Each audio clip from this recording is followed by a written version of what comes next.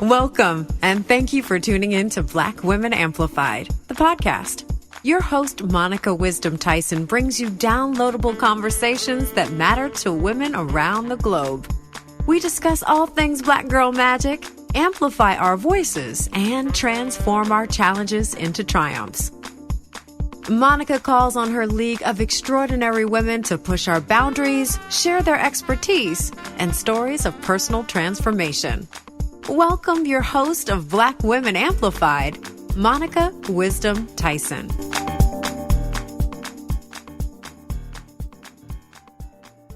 Hello, Black Women Amplified family. This is your girl, Monica Wisdom, and I'm so excited that you're here with us today. We have a very exciting show and a very special guest, and I can't wait to introduce you to her. But I'm sure you already know her. But before we get into all the things, I want to remind you to visit www.blackwomenamplified.com. That is our home on the internet, and it houses our shop where you can buy merchandise, as well as our blog where you can hear my inside thoughts and hear more about our power partners, as well as more information about our incredible guests on the Black Women Amplified podcast. Today we have a very special show because our guest was my very, very first interview on the Black Women Amplified podcast. And she has come back, and we are moving into the 100s when it comes to episode numbers. So it is divine timing, and it is a full circle moment. And I'm so excited that she's back with us to talk about her fourth book.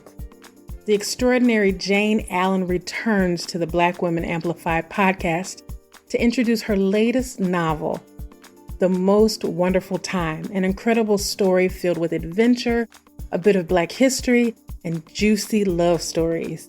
Jayne is a multi-gifted Renaissance woman who is a Harvard Law grad, a former music industry executive, working with icons including Lady Gaga and Prince.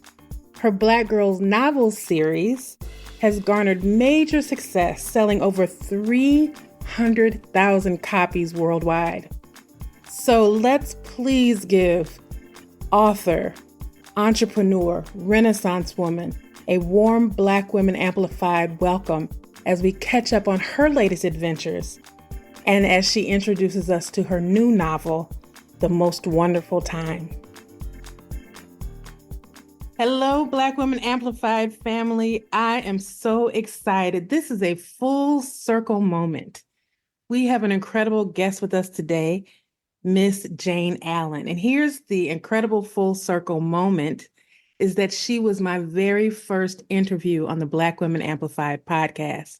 And now we are circling around episode 100, and she's joining us again to talk about her fourth book, The Most Wonderful Time. Hello, Jayne. How are you? Hi, how are you? I am doing so well. I always tell people I need to start recording the offline chitter chatter. I know we've already had a full fantastic conversation. So I am doing so well. I'm so excited to be talking with you and to be a guest on your 100th episode. So I appreciate you being here, and thank you for saying yes.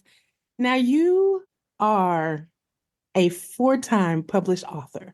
Yeah. And that is so exciting. I celebrate you, all the flowers, all the flowers, all the flowers. And I want to catch up with you because there's been a lot going on since your second book, now your fourth book. But I want to get into this book because it is so good. Thank you. I'm so glad to hear that. This book is sexy, romantic, and it is real. And it's a slow start, and then boom, you are hooked to the end of the book. And I'm telling you, by the time the book ended, I was like, wait, this is the last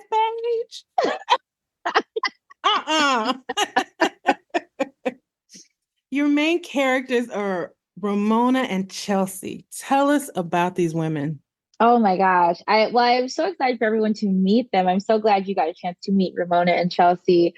First, I love this book, and I'm so glad to hear that you loved it. It's meant to feel like a world within the pages. And when you open it, it expands and blossoms in your mind. And so the two women that kind of hold down the story, you meet Chelsea first, and you meet Chelsea and you also meet Malibu, California, which is one of the key locations of the story. So in the beginning, it's meant to be a kind of easy introduction. You ease into the introduction, you meet Chelsea, you meet her where she is. She used to be this super high profile, high flying artist. Her career took off very, very early in her 20s, and she doesn't even know herself how things took off so well. But she was a contemporary artist in Los Angeles and had an incredible career.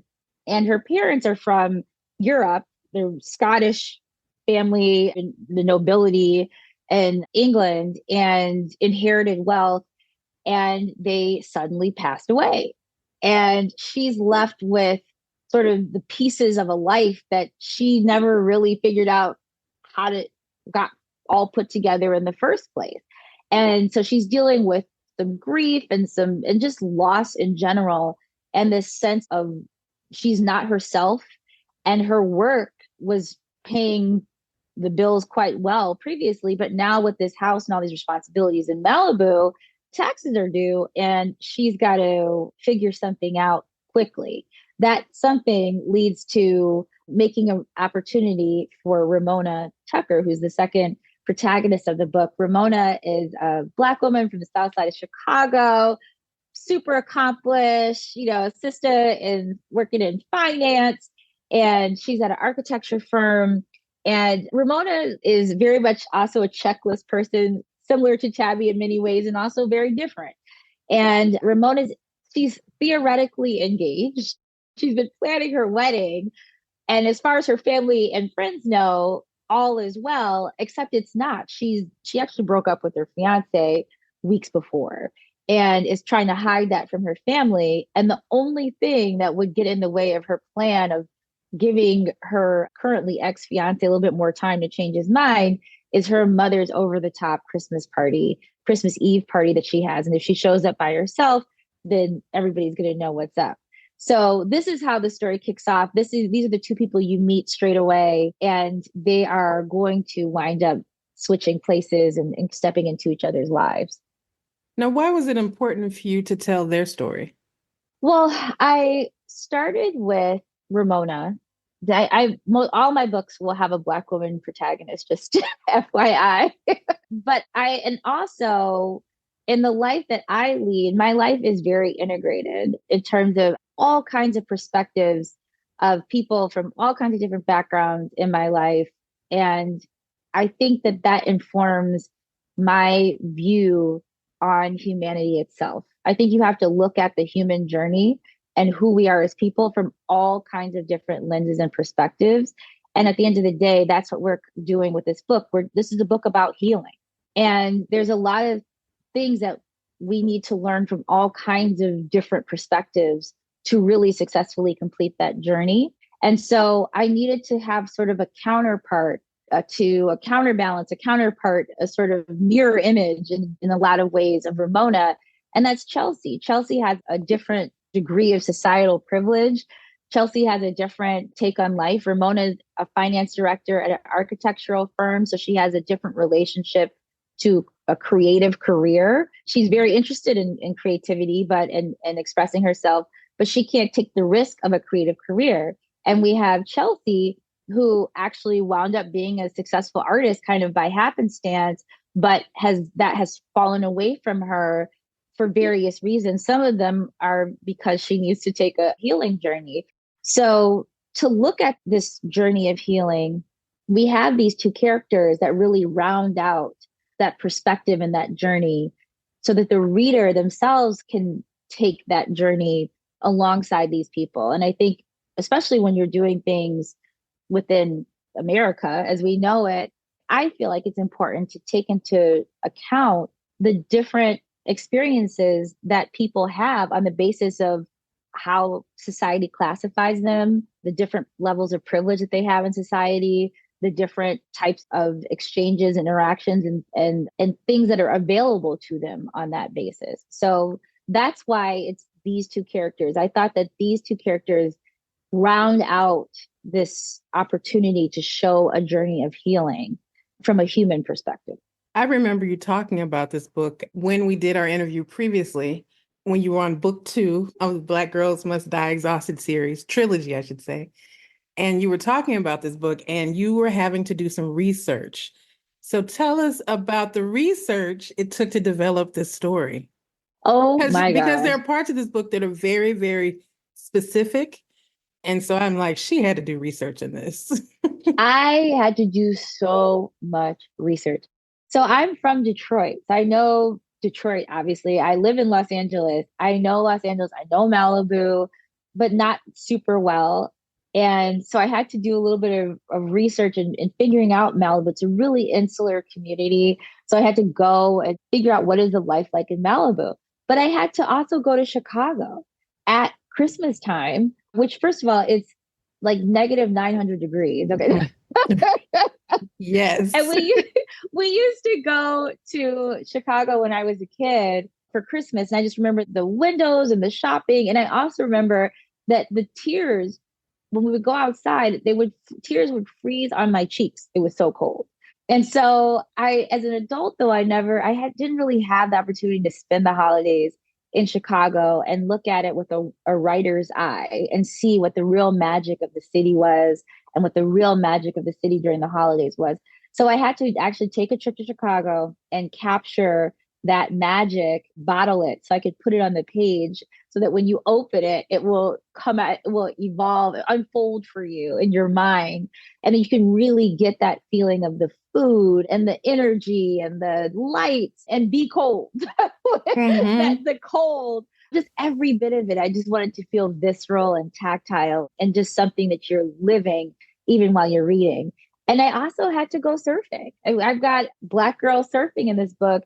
And there's so much historically that really has a lot to bear on why it seems like such a strange concept or foreign concept to envision a Black woman on a surfboard. I mean, when I thought about that, and people in the surfing community, there's a lot of Black people in the surfing community, not in a relative sense, but there's a good number of people, Black people in the surfing community. But I had to research that and I had to experience that community and I had to learn about the history of Black people in aquatic sports. And it's really an interesting story of lack of access. It's almost parallels the civil rights history of this country. There was so much that goes into how history affects what we do and don't do today. Even while we don't have legal prohibitions, there's certain barriers that exist and there's reasons why. So I had to do the research for that. And I had to do the actual physical experiential research of going out on a surfboard myself. If I'm sending my character out and I've never done it, I really wanted to make that authentic for readers. So there's just all of that wrapped up in this book. I did love there's so many stories within your story. It's so layered.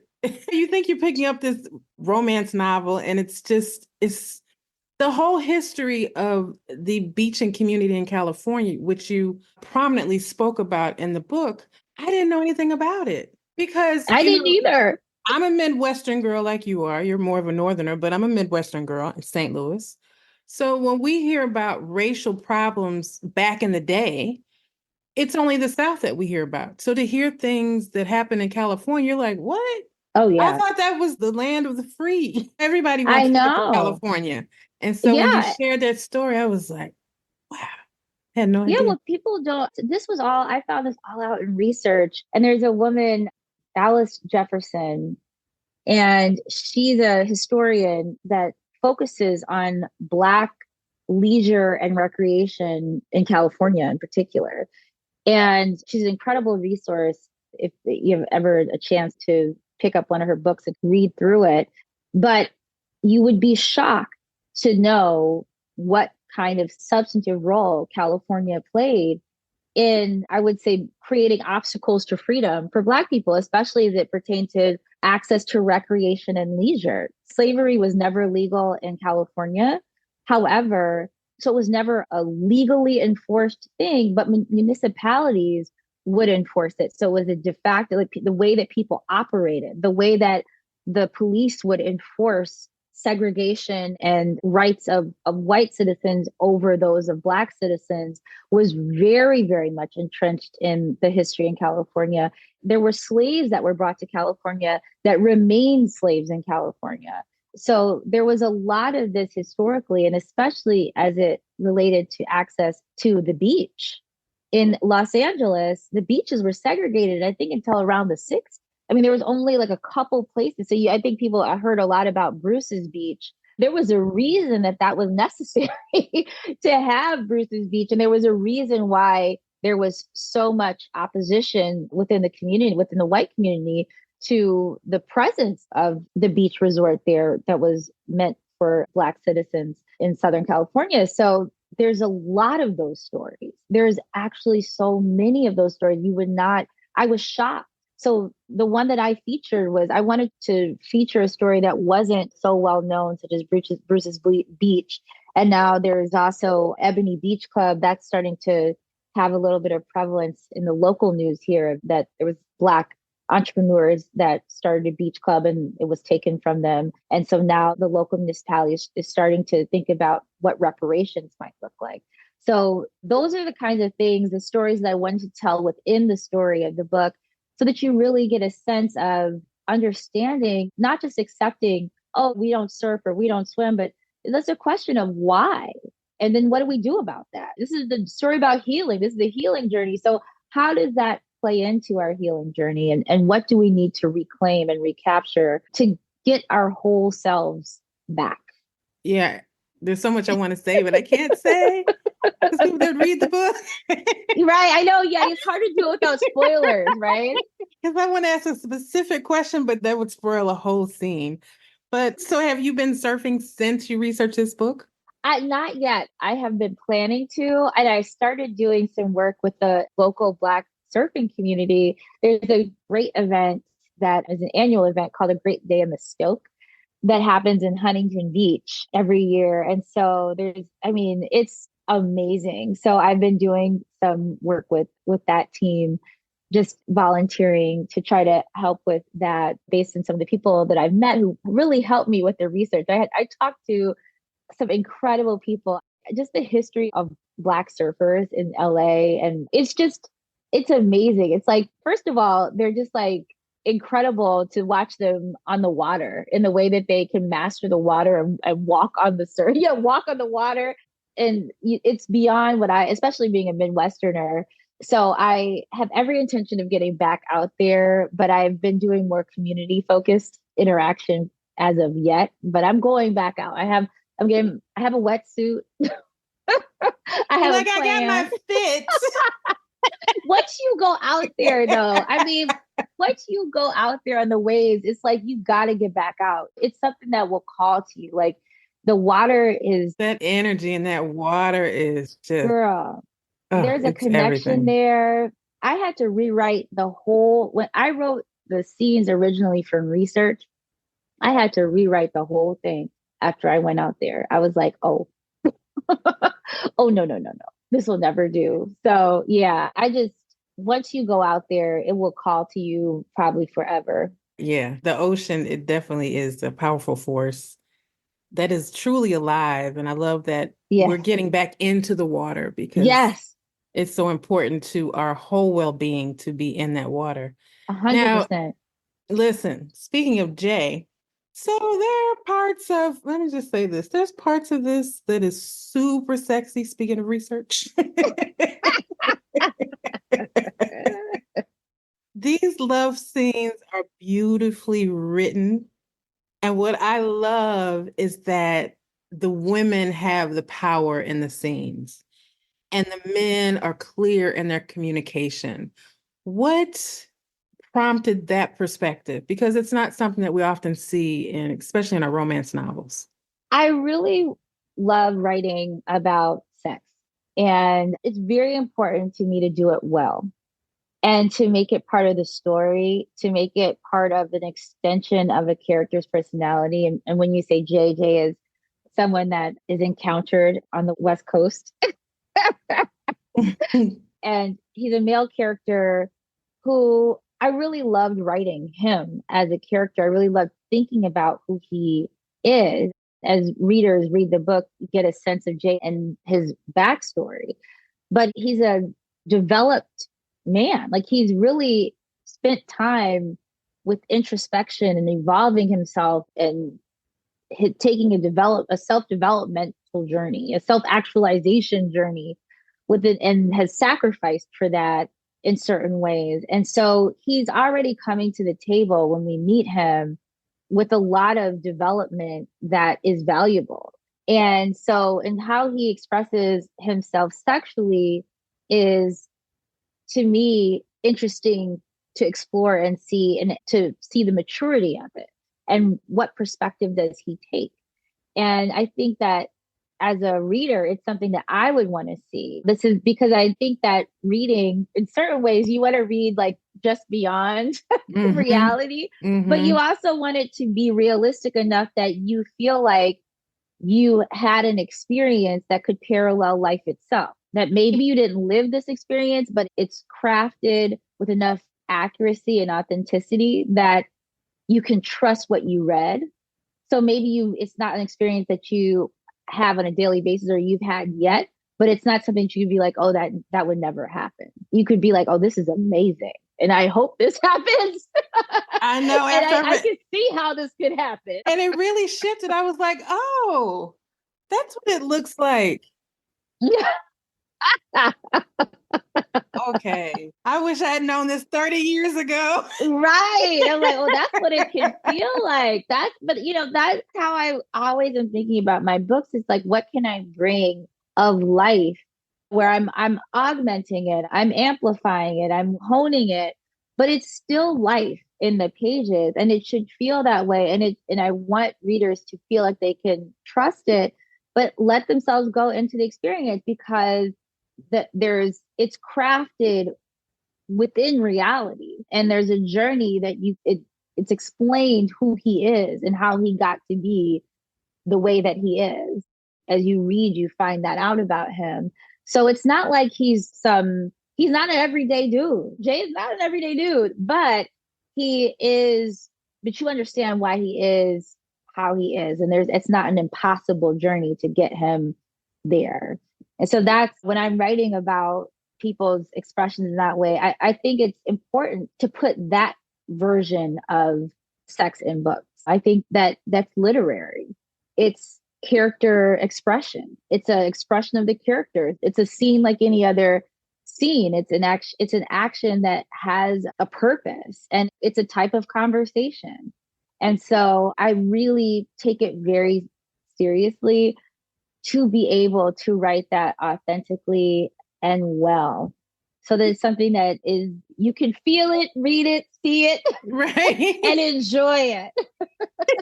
But with even extended beyond those moments was just him as a person. And the way that you gave him you see his full humanity. And that's like Reverend Run says, he said, foreplay starts in the morning when you wake up. That's right. To get her ready for the evening.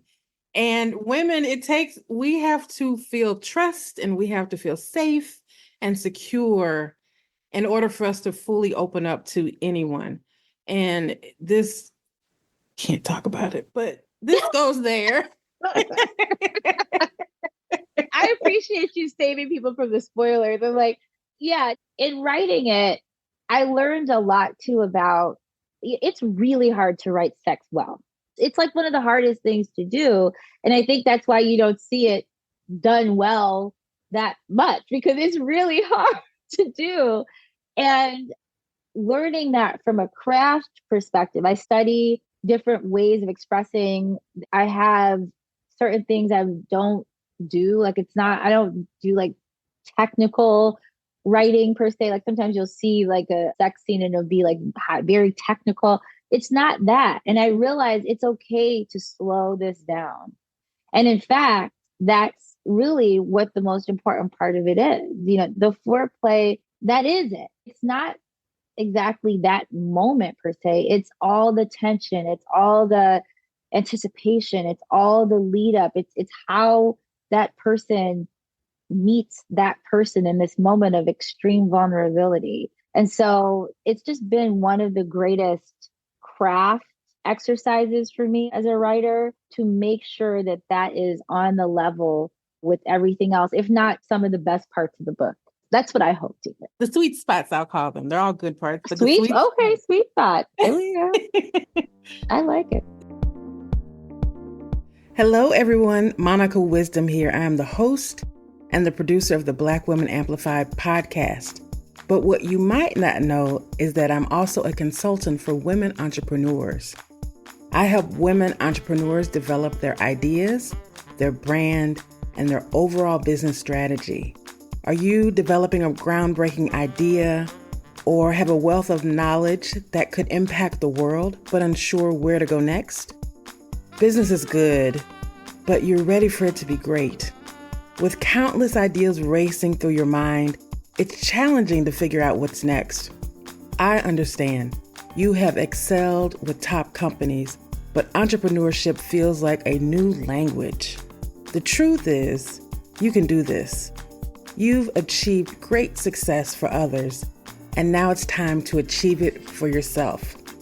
At Monica Wisdom Consulting, we focus on your vision and crafting a clear, concise, strategic plan. Your dreams are within reach. You simply need a powerful roadmap to get you there. Are you ready to take the next step? Book a call and let's discuss your vision and future. You can reach me at www.monicawisdomhq.com. There's another character. She got on my nerves. Oh, I know who you're going to say. No, she was something oh my gosh. else. Oh my goodness. I was like, girl. But here's the thing. Even in all of her stuff, and we don't have to talk about her because it's an important part of the book, but you opened us up to her humanity. Why was it important to give her a full view of who she was as a person? Well, I think what Joan did and does through the book is very common. And what is important to realize is just because someone does something, a bad thing, it doesn't mean that they're 100% bad person. And in most cases, they're not. And there is some aspect of them that they're a great person, but just maybe as it pertains to you, they suck. Or they're just not who they should be. And I loved writing Joan because it made me grow. And also it reminded me of this, that at the end of the day, we're all human beings. And regardless of the actions that we take, the misconceptions that we hold, the mistakes that we make, the biases that we hold, the ways that we need to grow and improve, we still can grow and improve. Like nobody is entirely hopeless. And if we start thinking in that way, then we lose the opportunity as a societally and otherwise, where we start heading backwards. Like nobody is all any one thing. And so I love Joan because I just find her kind of like irresistible. Like she's like a train wreck. You can't stop watching. Oh, Lord. What is she about to do? I know. So she taught me about her as I wrote her. And I'm glad to hear you say that you saw her full humanity, because I think that is another thing for me that is important with all of my characters, that regardless of what they do, I think as long as you understand who they are and why they did what they did, and that you still have hope for them at the end, like I always have hope for everybody, even at the end of the story, regardless of what they do, and that they're crafted enough as whole humans, as character, that they still have room for growth and there's still an opportunity and hope for growth. That's beautiful. And there was hope for her. It was like, girl, let us hope. There's hope for you. Let us pray. We're going to pray for you, Joan. You're right. We're going to pray for you. We're going to lay hands on you, girl. Bless your heart. I know. We need to form a prayer circle for Joan. For Joan. Now, this book covers so many topics that we talk about here on the podcast, from self-discovery to finding your path to needing a new perspective. Outside of the book, are you having these conversations in your own life or within the Black Girl universe that you created? Oh, well, yes, very much so. I talk about healing all the time, and that's just a theme in my life, reclaiming my internal spaces and external space within the world is just a theme. Worked on that in community with my books. The readers of my books have been very much a part of that reclamation of space and hopefully expanding space and making space for more perspectives, including perspectives like mine and perspectives that are different from mine. And then I'm always examining, what is race? Like, what is this experience? This is such a thing that has crafted this experience of what it is to be a Black woman, what it is to be a woman. What does it mean? And I have those conversations actually all the time with friends from all different races, ethnicities, genders. If you're friends with me, we're going to talk about race. We're going to talk Right. about it. I'm going to tell you what happened to me. And I would expect you as a friend, you may not be able to relate, but I want you to be connected enough to me to care what happened to me or what I'm experiencing or what I'm trying to work through or what I'm trying to heal from. Even if you can't relate, that you believe me and that you care enough about me, that the most important thing of what I'm recounting to you is how it affected me. So that, and I think I'm having those conversations and throughout my life. And I think throughout, of course, throughout this community, I think that I hope this becomes a book club book.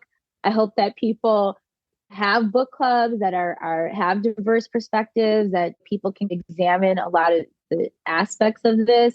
I hope it facilitates conversation. I think these are, especially as it pertains to healing, and just there's so much to talk about. Yes. I hope that it does start conversations that we need to have. I agree. There's lots of places where you could just flip through the book and find a subject and a topic to talk about because there were, like I said, it's very layered. During this journey of writing this book, because you had to do so much research and to get the storytelling to be so authentic, what have you learned about yourself in writing this book? Well, I'll tell you a quick story about when I was writing the book. It's not a secret. It's a little bit of a spoiler, but not really. Ramona has sort of this questionably racial experience. It may or may not be. I don't know. But she had something happen where she was, I won't say profiled, but something happens when she's in Melbourne. And I live in California. And in my neighborhood, I was moving and I was racially accosted in my neighborhood where I've lived for 7 years by a white woman, one of my neighbors. And she didn't know that I'm her neighbor. And she told me, I was moving a mattress. And she told me to go back to Compton with that. Mm. And she didn't know that I lived there for 7 years. And then she threatened to call the police. I never had that happen at that level to me. That was just so obvious what it was. And what happened after the fact for me was that I had to examine what happens when something like this happens to you. And I was like, I felt threatened. I felt unsafe in my own home. But the worst thing that happened was a sense of feeling disconnected from a community that I'd lived in for 7 years with all of my friends and neighbors and people I'm so close to, because I couldn't quite tell who that was. And so I found myself for a period, like looking at everybody who had blonde hair, like, are you the person was it you up 3 stories up yelling at me from a window, threatening to call the police? And it was this loss of innocence and joy. I call it, it's like an interruption of joy, which I love I love my neighborhood. I love my neighbors. And so I had to decide for myself, am I going to let that be taken away from me? At the end of the day, like, is this mine or is this hers? And I decided that it was going to be hers and that I was not going to let this take away from me my enjoyment and my joy and my connection to my neighbors and my community. And that was a process that I had to go through, a healing that I had to do. And so that did, I happened to be writing the book while this happened. And so it did, because I was in the story and I had so much that was familiar to this, that was happening to the characters, it did give me a perspective that gave me part of my life back from that moment. So I learned a lot in writing Joan. I learned how to surf. But I think the main thing for me was learning a philosophy of healing. And the book is a romp. It's fun. It's a journey. It's an experience. It's a vacation. It's some sex. It's some romance. It's all of those things. But it's really fundamentally a philosophy of healing. And so that's definitely a takeaway for me in my own life. That's beautiful, because I don't think people understand the depths of the pain, trauma, all the things that happen when we have interactions like that. And, there was a question in the book, like, when is she going to let this go? And it's hard to let go because it shifts your whole perspective of everything. It's like it shatters your ball of safety. Right. And it happens to all of us at different parts of at different times in our life. And I think until we get to a place where it's happened many times, can we kind of like shift out quickly. But then it also brings up every other time we've gone through it. So it's definitely an impactful moment when you are in your safe space, especially your home, and you're being accosted by somebody who has not seen you in 7 years, and you've been there for 7 years. So right. And clearly doesn't see me as a human being or doesn't see me as a neighbor, but is seeing what their perception of me is based on the bias that they hold attached to my appearance. That's the last thing I am thinking about, especially at home. I've been whatever. I have a rainbow community, a rainbow of people that form my community here. And so I certainly not thinking about that until it's time to think about that. So that as these things happen, I think it is just important to have a toolkit to be able to keep yourself intact and keep that journey going. Like I said, I'm on a journey to become a whole person. So nobody's getting in the way of that. But that doesn't mean that it doesn't become challenging. It doesn't mean that I don't need some really strong tools to stay on course. You said you're on the journey of becoming a whole person. What does that look like? What is that like? Just out of curiosity. I'm still discovering that. But I think it's being the most authentic, actualized, fully realized version of myself that's available. I think when I grew up, I'm Christian, and when Jesus said, be like a child, like, what does that mean? Like, we're holding on to all of my curiosities, seeing the world with wonder, being able to imagine myself in any space and place, being able to see a neighbor or a friend in anyone, not being jaded or told what I can be or who I can be or who I should be by society that hasn't gotten it right yet. Right. So I'm unpacking and I'm doing all of those things. And I think for me, that's what wholeness is looking like, to not have situations and circumstances and people's bias similar to the situation I described change my experience of the things I love and enjoy, or take away my enjoyment of those things. So it's still an evolving, but I want it all. I want all of myself back. I want my whole self. I don't know. Like, I might be out here. I'm like, I might make an album, but I can't sing yet, but I might learn. I don't know. So that's where I am. I started taking songwriting lessons. I'm like, as you okay, should. Girl, go ahead. That's right. That's right. Let's go. And I know that it's the space we're in with our generation. And I always tell people we were the generation that were just told, go do this and forge new paths. But nobody ever said, well, what do you really want to do? Exactly. So now we have the time. Well, now we have the opportunity. There's more doors open. We've opened the doors. We've torn down the doors. And now we can explore and have fun, which is what I love about this book. Because it's not just a romance novel. It's about two women from two different worlds exploring life. Yes, And I love that. seeing that they don't have to live like they've always lived. They don't have to live within the ideas of what the family thinks or what society thinks. They're like, oh, huh, well, Mm. what's over here? What's over here? I love that. What's over here? So That we is get such a good way to put it. so we get to explore through the book our own curiosity. It's like, huh, what would I never thought about dating a guy like that. I've never thought about just picking up and going and staying in somebody's house. I mean, just the way that Mm. everything opened up and unfolded is just beautiful. And you also have great characters in the trilogy, the Black Girls Must Die Exhausted series, which I love as well. And you write really powerful women. When you started your writing journey, you started self-publishing and then you moved into a 4-book deal. That doesn't happen. How did that happen? Well, I mean, to write powerful women, I think you have to be a powerful woman to a certain degree. And I think this journey has demanded that of me. I did not start out as a powerful woman, not in that sense. I think I had potential. But when I started this, I just had a vision and I knew what I wanted to do and I knew who I wanted to do it for.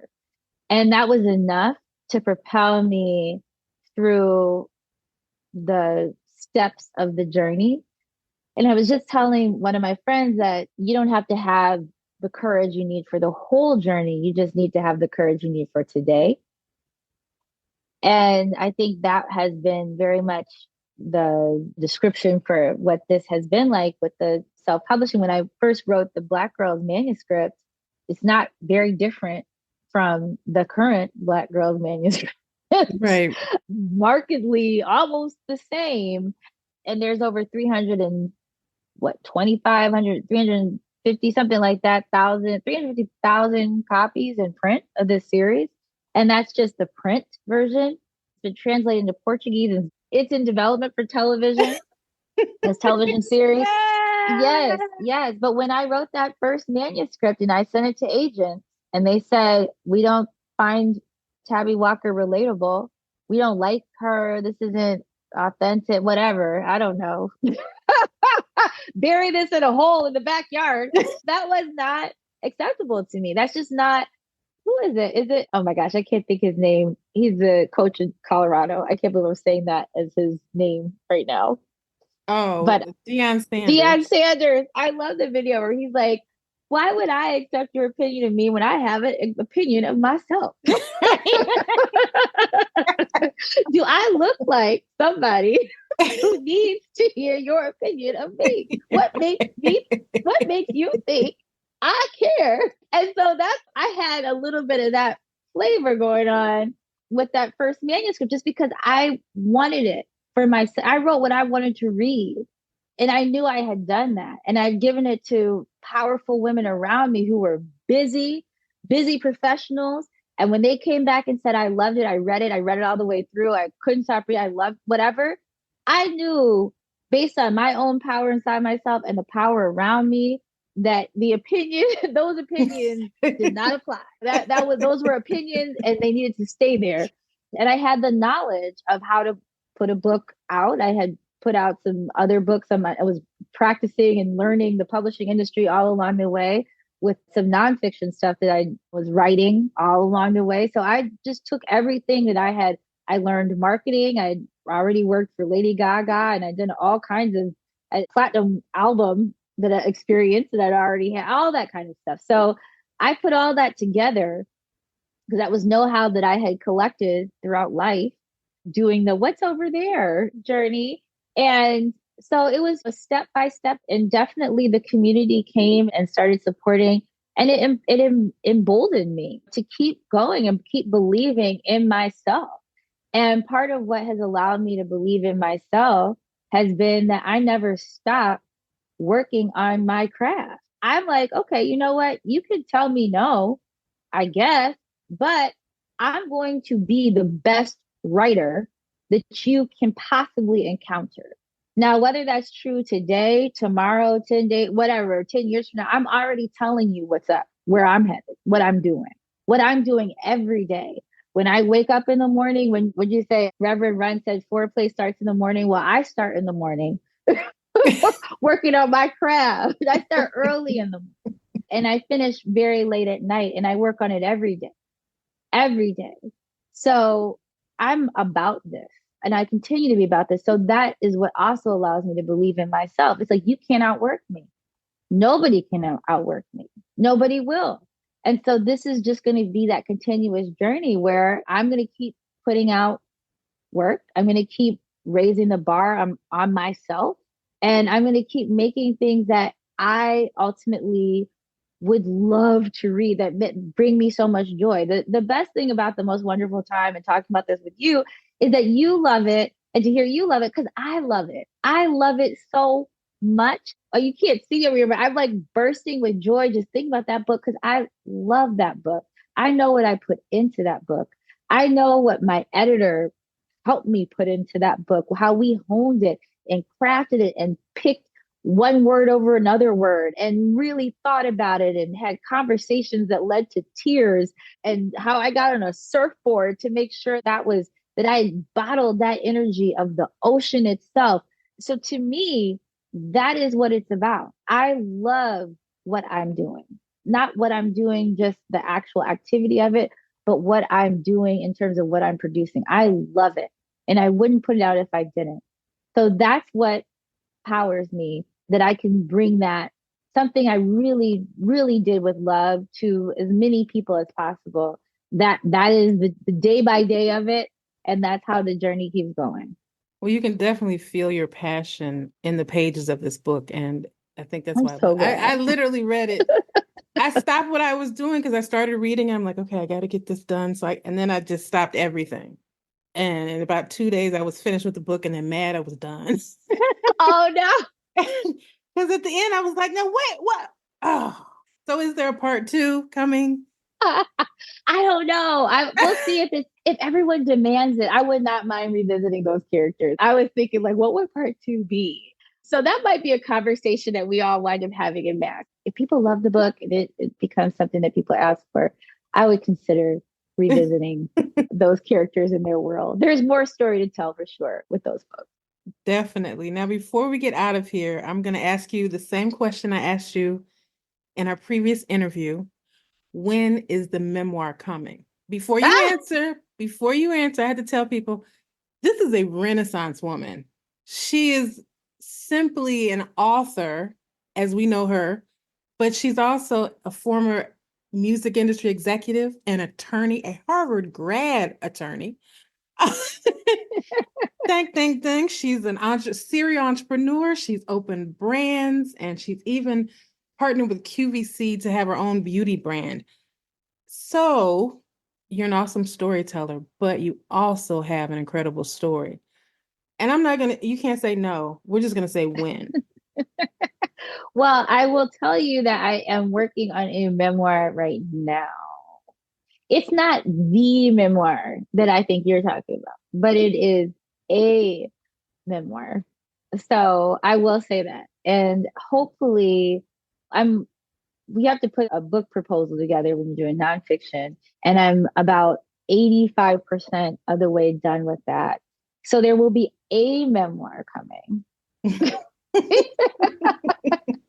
Which is the beginning of the way to the memoir. But I have Well, there's always volume 1, volume 2, volume 3. Because we're just gonna make you the trilogy queen. I know, right? Oh my God. If George Lucas can do it, so can you. Amen to that. I will take that. Yeah. So what is on the horizon for Jayne Allen? Well, I'm working on a book project right now in collaboration with another writer that hopefully will be announced in the fall. I'm very excited about that. It's my first time collaborating. And then I have a new book series that I've been working on that is, I guess it's this in a romanticy vein. It's romance. It's a romance story. And I was thinking, like, I like complicated romances. And so I was like, well, I want to do something. If I want to do romance, it's got to be really complex. And so the seed of this idea, I was like, well, it would be really complicated if he was trying to kill her. Like he was supposed to kill her. And I'm like, yes. So these are the two leads. I know it's like a big Jordan separation. Peele. I know. No, it's definitely paranormal. There's a fantasy element to it. And I don't want to say too much because it's in with my publisher right now. They're looking at the pitch that we put together.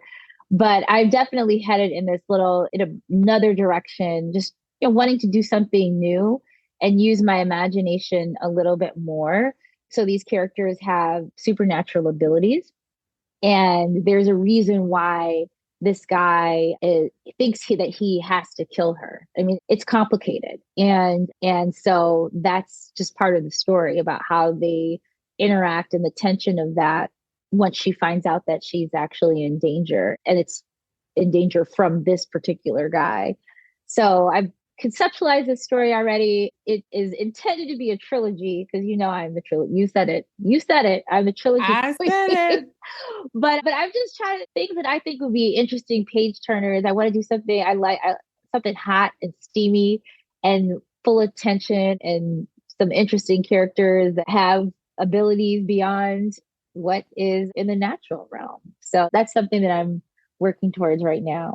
The sci-fi girl in me is excited. Girl, I was like, I feel like people are ready to take it a step further. And it's just a little bit more imagination, but I think people are ready for it. So. Well, this has been a wonderful conversation. I'm going to put a link on the website in the show notes so that people can pre-order the book. And I just want to know, how can people plug into your world?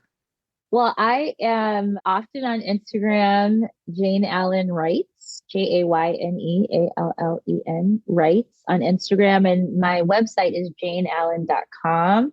So you can sign up for my newsletter, which I need to send more often. And I'm going on tour for the book. So stay tuned for maybe in a city near you one day, people listening. And that's, I'll be on tour in the fall. And I'm very excited, very excited. So I just can't wait for people to get this book and start talking about it so we can all be in conversation. That's what my Instagram is for. People leave messages. I'm in constant conversation with people still about Black girls. And that book first came out in 2018 and then again in 2021 in the second edition. And I'm still in daily conversation with people about Black girls on Instagram. So I love it. I'm ready for this new book. And here's the thing, the things you were talking about in that book in 2018, it's like at the forefront now. People weren't talking about it back then. It was like, what's going on? And now everybody's like, wait a minute, I need a doula, I need a midwife, I need Right. I need all the things. Yeah. So just imagine, I'm a little bit ahead of time. I'm an Aquarius. So this is how we roll. We're a little bit ahead. So I'm like, you just read my book and then you'll be ready for what's coming. So now you've read The Most Wonderful Time, so you know what to be looking out for. The prophetess has spoken. I'm like, the Aquarius in me has delivered. I'm telling you, when I read this book, I was like, oh my God, my girlfriends and I are all having these conversations. Like, what's next? Is this it? Mm-hmm. What's over there? What's over there is the new, what's over there? What's over there? Like, who's over there? Right? Woo. Yeah, another conversation, but for real. Thank you so much for joining us again in this full circle moment. It is always a pleasure and an honor to speak with you. And as always, I wish you the very, very best in this book release and everything coming in your future. It's always so bright. Much. You were the mad manifestor. I'll just say that. Oh, well don't tell her no. That's right. That's just a starting point. No is just a starting point. So thank you. Thank you so much. This has been a wonderful, wonderful conversation. I've had a great time. You are always welcome back. This is one of your homes. So we will talk to you soon. And hopefully the next time you have been back surfing and you're working on part 2 of The Most Wonderful Times. Everybody have an amazing day, and we will see you on the next episode. Take care. Thank you for listening to Black Women Amplified. We hope you enjoyed the show. Be sure to subscribe and log on to blackwomenamplified.com for more information. Keep shining.